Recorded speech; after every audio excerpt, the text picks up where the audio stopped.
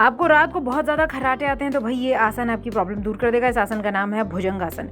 इसे cobra pose भी कहा जाता है। इस योग को करने के लिए आप रिलैक्स होकर पेट के बल लेट जाएं। अपने पैर की उंगलियों को फर्श पर फैलाते हुए अपने पैरों को पीछे की ओर ताने। अब हाथों को फर्श पर टिका दें और अपनी कोहनियों को अपने शरीर से एकदम चिपका दें। इसके बाद हथेलियों के बल छाती को धीरे धीरे क्षमता अनुसार ऊपर उठाएं। रिलैक्स होकर सांस लें और छोड़ दें। अपनी नाभि को नीचे धकेलते हुए अपने नितंबों को धीरे से सिकोड़ें। 15 से 30 मिनट तक इसी पोज में रहें। आप चाहें तो इसे बढ़ा भी सकते हैं। इस आसन से आपको तनाव, थकान और साइटिका के दर्द से भी बहुत राहत मिलेगी।